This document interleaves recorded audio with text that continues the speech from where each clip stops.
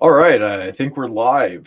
So I'm gonna probably start trying to do these impromptu streams as soon as something comes up, and I can put the research together to do something that's halfway competent. Uh, don't want to do something that is incompetent, mind you. I will leave that for our super awesome politicians. So the House passed HR 7910 today.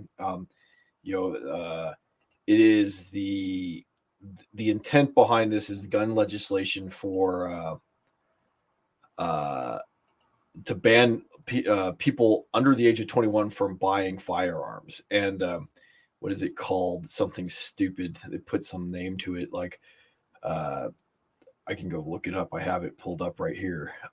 Protecting Our Kids Act, because they're morons. And so anyway, they passed that today.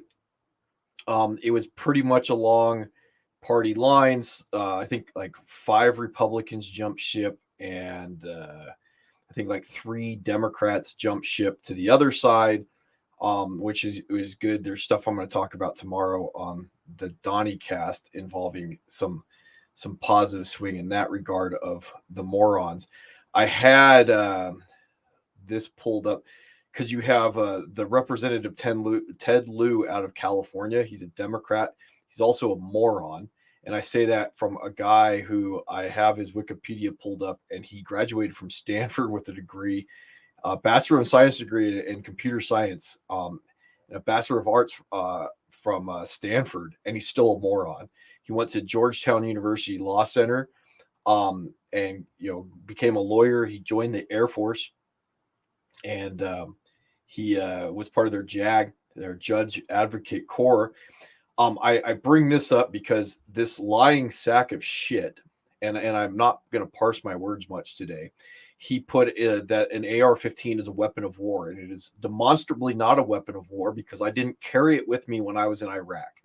I carried an M4. The AR-15 is a civilian version of the M4. The M4, there's two types of M4s. There's one with a selector switch that goes from safe to semi to burst, and there's another one that goes from safe to semi to full auto.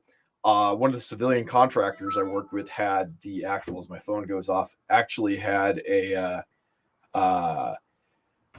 full auto M4 that I fired, and it was ridiculously uncontrollable. The 3-shot burst was not very accurate. It has particular applications for warfare that we don't need in civilian life, and therefore that's why they're banned. And I have my thoughts on that anyway. But this guy Ted Lieu, he decides that he's going to call it a weapon of war, and on his Twitter account today, he was like, "Well, I should know. I was in the military, and I have weapons training." And I was like, "Fuck you! You were in the Air Force. You essentially like went to the kindler, gentler version of the military. You joined like the corporate military as an officer, which means that you were already politicized and you're a corporate. You were a lawyer, which means that there's no reason for a lawyer in the Air Force to ever fire a weapon outside of maybe learning how to shoot it for like 2 weeks while they're in basic training. Like his comment doesn't make any sense. He would have had the M16, which is again the military version of the AR-15. It's about barrel length at that point, and so like I'm sure he touched one once, but he doesn't know what he's talking about. And this is the same guy who decided that like he wants to put his 2 cents in and say a person under 21 cannot buy a Budweiser. We should let a person under, or we should not let a person under the age of 21 buy an AR-15, a weapon of war. But we will send that 18-year-old off to combat, and we also will allow that 18-year-old to vote. I'm just curious about the incongruity behind it. And the other thing I have pulled up is the National Minimum Drinking Age Act, which was passed in 1984, that basically allowed the federal government to say you will make the drinking age, or the age to purchase alcohol, 21, and if you don't make it 21, we're just going to not give you money for your roads, right? So I find that funny when he actually talks about we don't let someone under the age of 21 buy alcohol. Well, we should discuss the federal government extorting the states to do that, right? And I don't agree with the what is it, South Dakota versus Dole, their conclusion that the federal government can extort the states to bypass the 10th Amendment. I think that's bad law, but we'll get into that too. So on the bill, it was sponsored by Jerry Nadler, who is again another moron. He's the guy who said that Antifa in Portland during the Summer of Love was a myth. It didn't happen. He's also the same guy that said, well, yeah, 18-year-olds shouldn't be able to buy AR-15s, but like we should still draft them because when the country needs able-bodied people to be put into the meat grinder, they're good enough then. And also, was it Sheila Jackson Lee co-sponsored the bill? Now, this abject moron, because we get the government that we decided to vote for and paid for. She's out of Houston, and she has a litany of, this is on her Wikipedia page, which can be edited by anybody. She has a whole bunch of allegations about just basically being a horrible human being, right? To the point where she was kicked off a United Airlines flight. There's another one. It said a Continental Airlines. She was so bad to Continental Airlines that the staffers pointed out she could go fly on a competitor instead because they didn't want to deal with her. She had to resign from the Congressional Black Caucus because of a live lawsuit filed by a former staffer earlier in January that claimed the staffer was fired in retaliation for planned legal action related to an alleged rape by a supervisor in 2015. So again, this massive moral hegemon right here in Sheila Jackson Lee out of Houston. Now, I also have pointed out that those who throw fucking stones should not be living in glass houses. I know I kind of butchered that, but you see that she represents Houston, and Houston's homicides were up 71% in 21 compared to 2019. Now, I couldn't find actual stats, but it's important to note that like one of the things I did pull up was it was ahead of, I think the only city that was ahead of Houston for homicides at one point in 2022 was Chicago. So they're doing a bang up job of gun control and policing violent crime there in Houston, to the point like one of her things, and this is again, can't make this shit up. So when she was working in Houston, she was able to pass legislation in Houston to make parents lock their guns up away from their kids. So whatever she's been representing out of Houston and their ability to not fuck up guns and crime, we should listen to her and Jerry Nadler. And the other guy, and I have to talk about the final guy that because Ted Lieu just made a stupid comment. He didn't sponsor the bill. But we also have, was it Mike Thompson, I believe is the guy that's on here. It's on the bill I have pulled up just so you see I'm not full of shit. But I think it's Mike Thompson out of California, and he represents wine country in California. So again, a guy who probably would never ever need, Mike Thompson out of California, a guy who would never need to understand why someone would need an AR-15 or another semi-automatic rifle or some type of handgun with a high-capacity magazine, or why someone would be rather hesitant to get any of their business involved with the federal government. What he would know about anything other than the wine country in California, where very, very wealthy people live.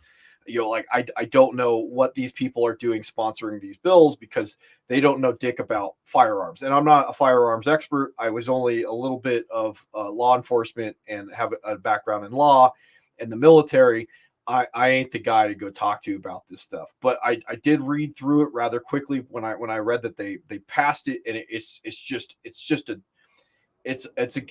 I wrote down in my notes, it is politicians virtue signaling.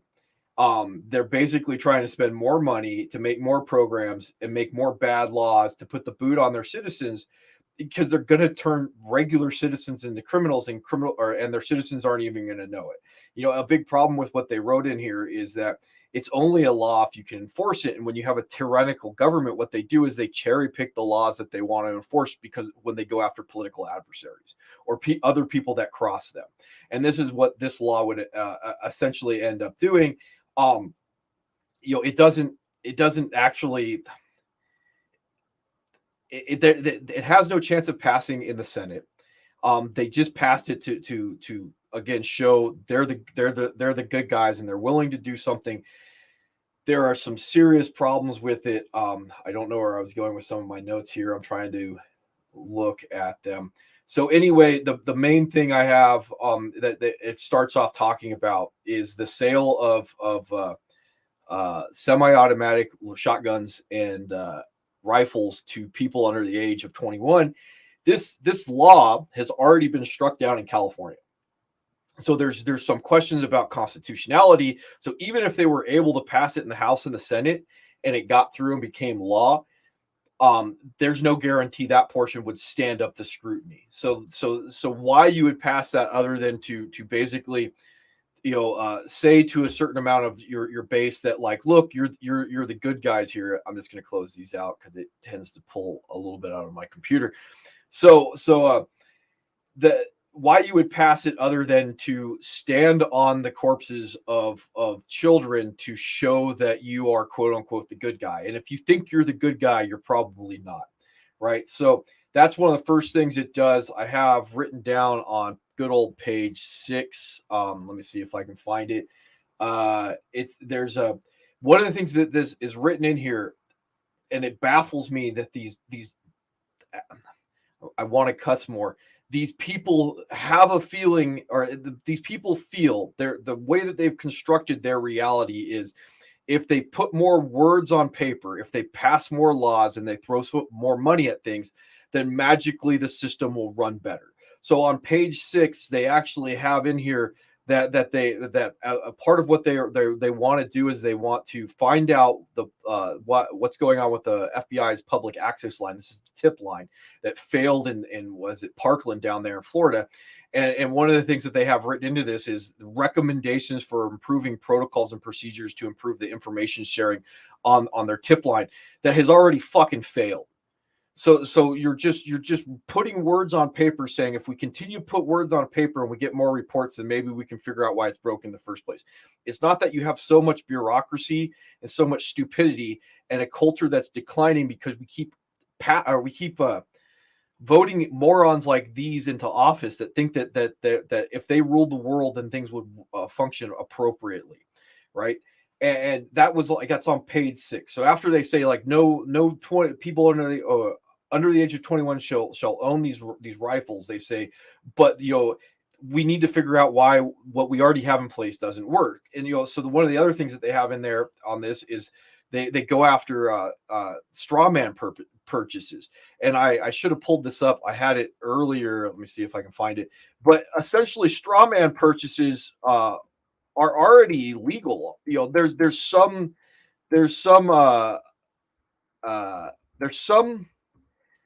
wiggle room state by state. So you look right here. If I just put straw weapon legal, it's illegal on the internet. In short, straw purchases are illegal because of the background checks. Other legal loopholes that gun purchasers needs to jump through don't apply to someone not in a store buying the weapons themselves, right? So again, state by state, there's some differentiation. You don't need a federal law to supersede the 10th Amendment to fix a problem that doesn't exist because the states have already decided that they don't want this.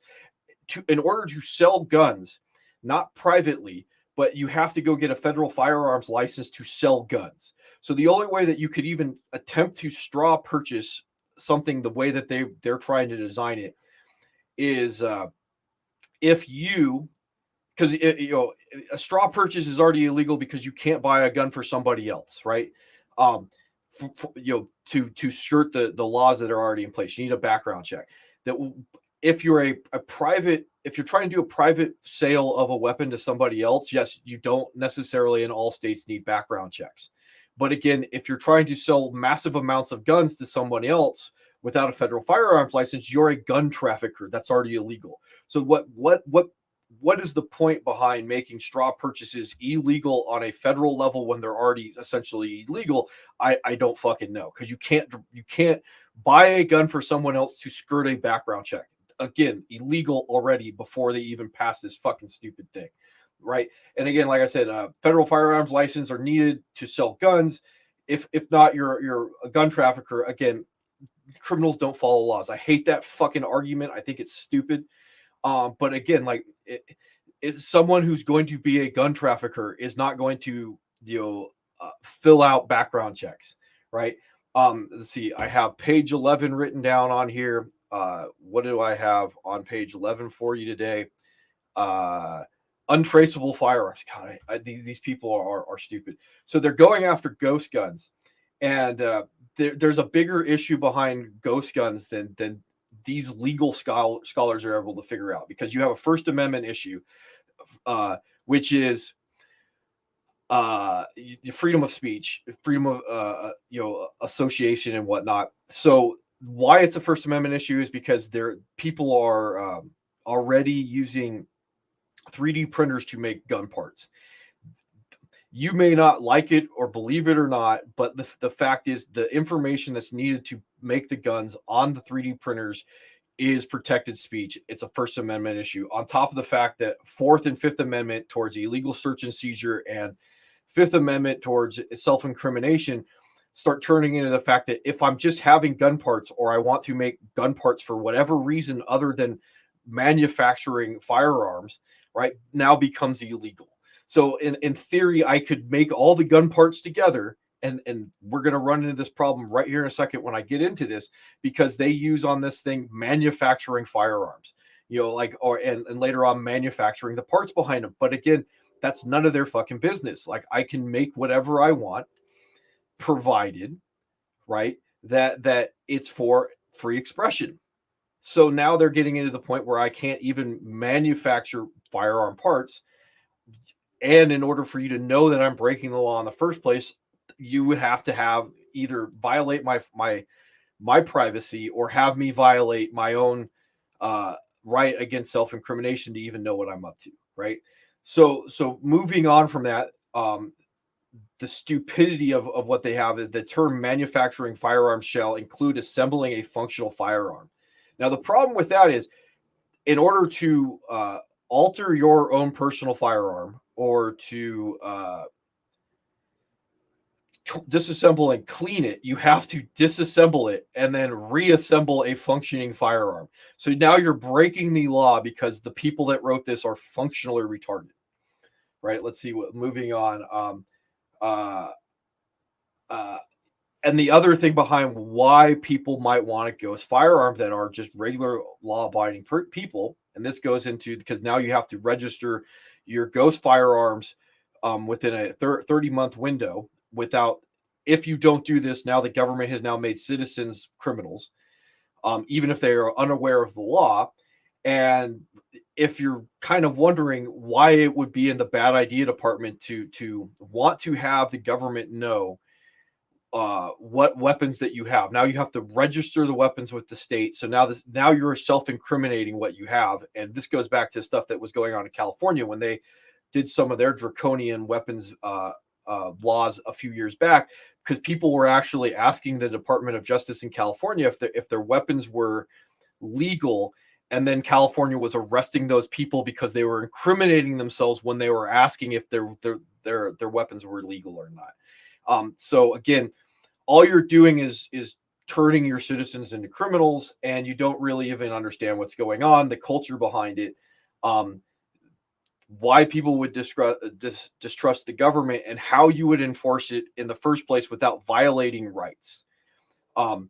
So moving on, I have page 14 listed. I know this is probably just not the greatest interpretation, but I was just sitting here trying to read it, write down notes really fast to see if I could do this. 14, so again, now in order to sell guns, even to create you can't create them on your own anymore, because it gets into that with the ghost firearms, that you can't manufacture your own guns, you can't mill your own guns, you can't do any of these things. The only way you can purchase a firearm is through a federal firearms licensed individual. So now you're moving away the Second Amendment, which is supposed to be a right, you're turning it more and more into a privilege that the government controls. The government has more and more control over what your right is, and it's no longer a right at this point. So now again, like with the ghost guns, like even if you have a ghost gun, you have to go get the DOJ guidance. That guidance, because you got to remember that just the act of going to the DOJ to find out what their guidance is going to be in order for you to put a serial number on your ghost guns ends up turning into a Fifth Amendment issue, because now you're incriminating the fact that you have a firearm that you want to put the serial number on by going to the state itself to ask them the question. So your other options are to try and figure out, get legal advice. You have to go to a lawyer to get legal advice, which means you're probably going to have to spend money, or you're going to have to randomly take information off the internet as gospel. And that's if you're aware of it in the first place. It's just very poorly acted, because they remove grandfathering of all these things out of the law, because then all the people that have all these things, would be you're able to keep them and just be hush hush about them. Because the other thing that they have in here is high capacity magazines, and again, that's there's some legal dubiosity to that, because they say that you're not allowed to have magazines that are over 15 in capacity, which again, someone that's co-sponsoring a bill that lives in wine country wouldn't understand why someone would want a high capacity magazine that's living in, say, more rural California, out where the cartels are taking over space to put marijuana farms and taking over towns. You wouldn't understand why someone might want a high capacity magazine in an AR-15 in California, because he lives behind a gate with armed guards and he's nowhere near the problems that are going on in other places in the country.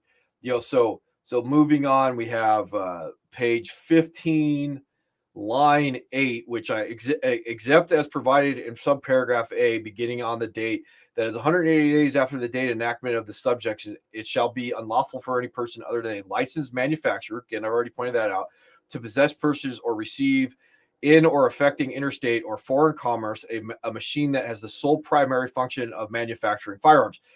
This is a problem of intent, because you would have to be able to prove either as the government ahead of time or after the fact that someone has possession of or bought a machine with the primary function of manufacturing a firearm. And most of these machines that are used in the process of making ghost guns, quote unquote ghost guns, are not primarily used for the manufacturing of firearms. This is going after gun traffickers that are buying a piece of equipment like a drill press that have other applications, but the gun trafficker is buying this piece of equipment in order to mass manufacture ghost guns. So now they're taking something that does not have the intent that's being used for, and they're applying intent to it by saying, oh, since you have this and you're a gun trafficker, it's illegal. But the problem is, the equipment that would be used to manufacture these ghost guns, now the government's going to know about when you buy, and they're going to be able to start putting their snout, Fourth Amendment issue, around what you're doing, because you've bought something that potentially could be used to make ghost guns. So again, this is a First Amendment issue, because if I want a drill press in my house, fuck you. Right? If a Fourth Amendment issue, if I want a drill press in my house, fuck you. Why do I have a drill press in my house? Fuck you. Right? So moving on, and this becomes more of an issue of this becomes more of an issue of the government attempting to proactively protect, right? Or I have proactively protect themselves from an organized insurgency. So hypothetically, and I'm not advocating for any of this, but part of the reason why it's argued that we have a Second Amendment is to be able to take up guns or arms against the tyrannical government. Well, I don't want to be sharing my serial numbers with the tyrannical government. I don't think that's a very good idea. You might end up in a camp that way. If the government is, say, making a national registry of Jews, then they might end up putting you behind an oven door at a certain point. And I'm not using that to be hyperbolic, because at the same time, if now the government is the sole person that knows who is buying weapons, who is manufacturing weapons, then they know who their enemy is before that the point that the enemy can organize against that tyranny. And again, it should not be the government's right to know who is potentially organizing against their tyranny. Because when you're acting like a tyrant, the only person that really matters to is the person that thinks you're acting like a tyrant. Because you yourself, as the tyrant, are probably like, nah, I'm not being a tyrant. So if the government knows ahead of time that there are people that are actively looking to water the tree of liberty, then why would that person be inclined to let the government know? So again, the government is thinking, well, the insurgents will tell me ahead of time before they're an insurgent, which is not going to happen. Again, criminals do not follow the law, you fucking morons. Right? So again, this is just bad legislation. There's no point behind it other than to eventually use laws against good people because they've crossed someone and they're on a list. Right? So line 18, as we go down here, line 18, number 20 is modernization of the prohibition of the undetectable firearms. Okay, so you have to have metal parts in a weapon, a firearm at this point. Now, this is either they're ridiculous because they don't realize that you have to have metal parts in a firearm. There's no such thing as an undetectable firearm, and they're just stupid. Or the other thing is it's very, very scary because they're proactively getting ahead of certain technology that may or may not allow or make firearms as they're legally prescribed right now, which is essentially the ball and powder, the gunpowder burning and building up pressure to release a projectile. That's just really shorthand legal term for what it is. I don't literally have the definition on me, but later on you might have be able to put together something that with certain space age polymers that doesn't have metal in it, and when be detected by x-rays and magnets, and it has something in here about the pH of the steel or something, I don't know. But anyway, like, it's people that don't understand firearms, because again, you have to have a metal barrel. I think I may have heard that there people are testing non-metallic barrels, but you need the barrel to be metal because it has rifling, and they've been unable to rifle other materials that are not metal for the rifling. The rifling is what makes the bullet spin, and if it doesn't have rifling, it tends not to be listed as a firearm. It ends up being listed underneath other, because then it becomes like a ball and powder, which is a different subset of I don't believe they're registered as firearms, because I think felons can actually have some of those firearm, or some of those guns that have the black powder. So anyway, that's a kind of an aside. So now we're into safe storage, and safe storage has always been fucking stupid, because again, it goes back to it violates the Fourth and the Fifth Amendment and turns your citizens into criminals. It actually has a point in here where it's like you are still guilty if you have a storage device that has been recalled, and you've kept your firearm in a storage device that has been recalled, because then again, it turns into your ignorance makes you guilty. And believe me, ignorance is not a defense in law, because then people would be like, well, I didn't know murder wasn't legal. And they get away with it. So it's not actually a legal defense to say, well, I was ignorant. It is not.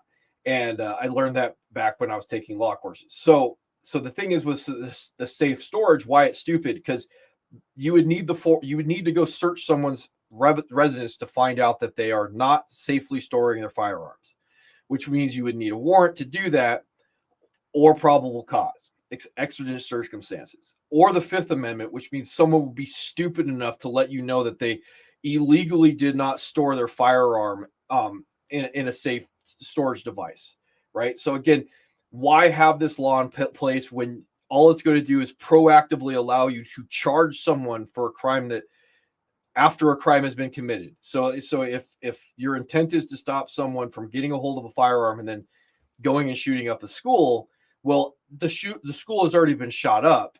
The cat's out of the bag. All you're doing now is I think in this, it's like you're going to fine someone $500 for not following the law. There's no point behind it. If people want to be stupid in the middle of their own houses, the only way that you can know that they're not following the law is to go search their shit or have them be dumb enough to tell you that they did it. So why even pass that? Why even attempt to pass that? And again, like I keep pointing out, this law right here turns everybody who does not safely store their firearms by their definition into a criminal. You've just turned your citizens into all your citizens that own weapons or firearms that neither know about this nor care about this into criminals overnight because you're a moron, right? So line 26, moving on.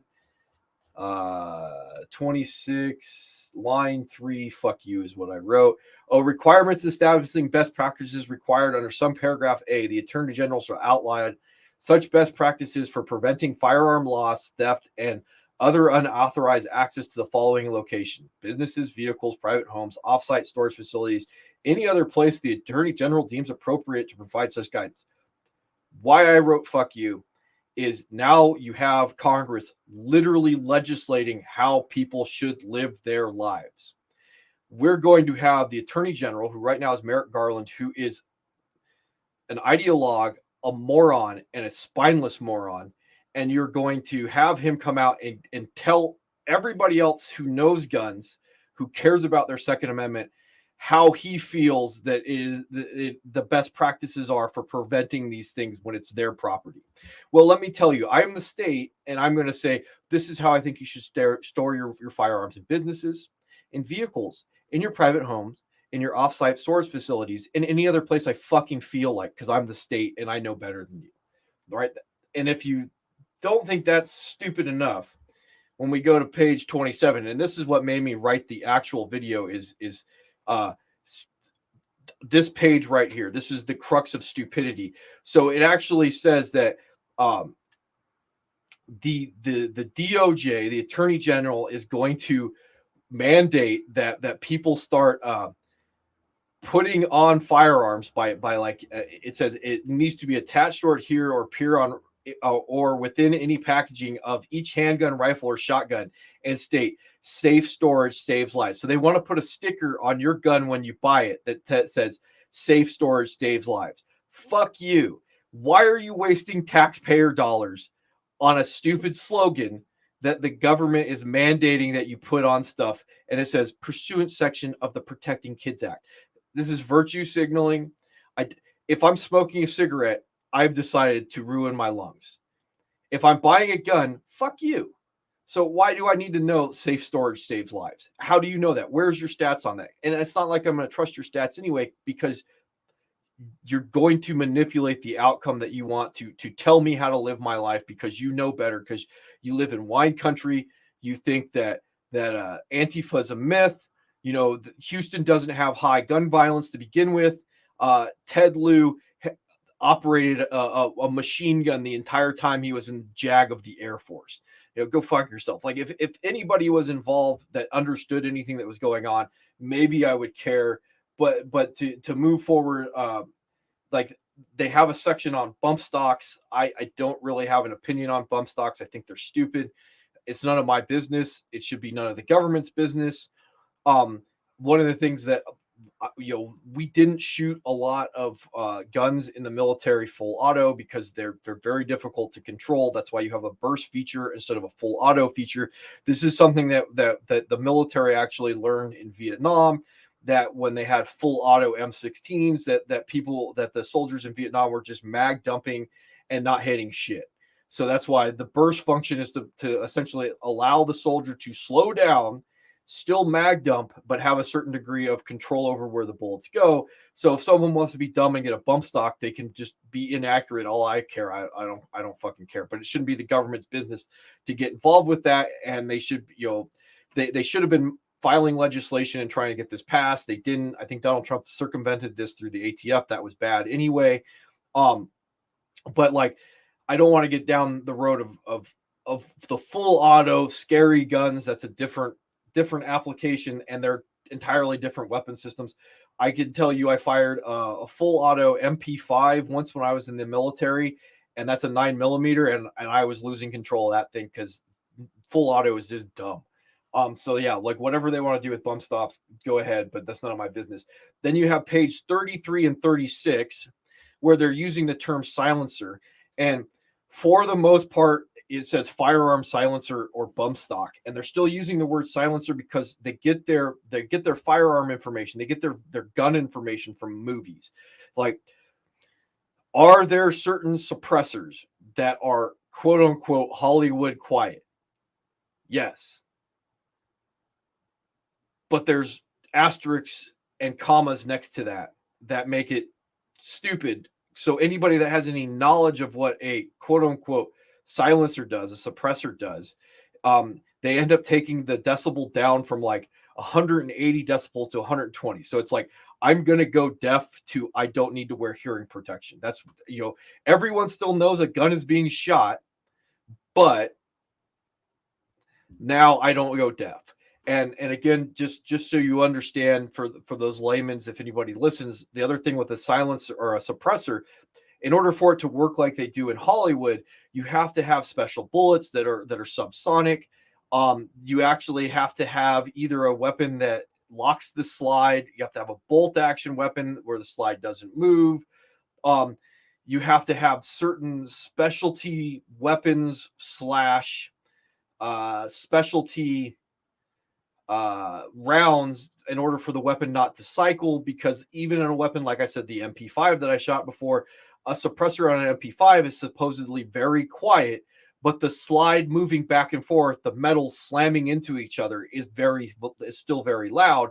So like everyone knows a gun is being fired in the vicinity. So like they're still using the words, like I said, because I have silencer up still. Striking muffler or firearm silencer, inserting muffler, firearm silencer, or bump stock.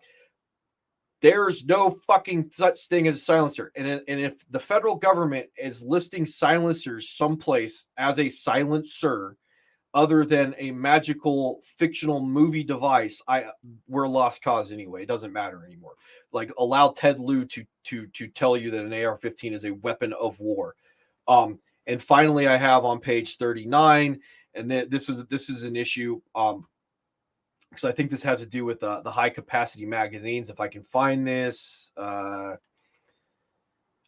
here at the bottom, you're employed by a private institution of higher education, a private school or private college, that is, in this case, is Title IV of the Higher Education Act. So it's essentially a private institution or college.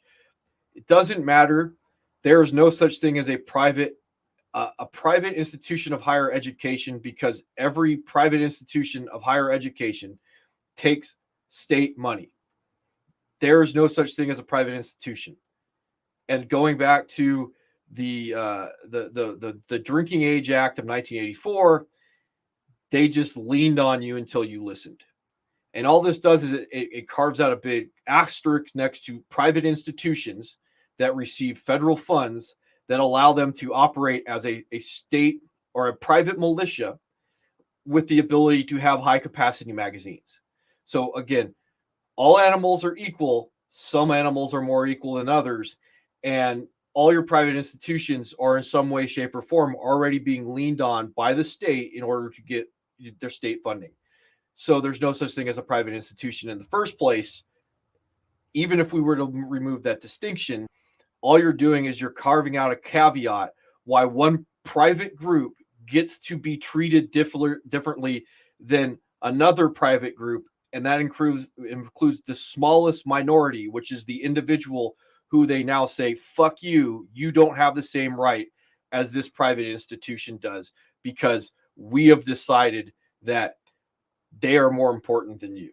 So anyway, that's just my quick breakdown of HR 7910 and these ridiculous people that we continue to vote into office that are demonstrably stupid. And, democracy does not die in darkness. As the Washington Post has said, democracy dies in stupidity. So if you enjoyed my diatribe, my soapbox, hit those button likes and subscribes and tell me how bad I am.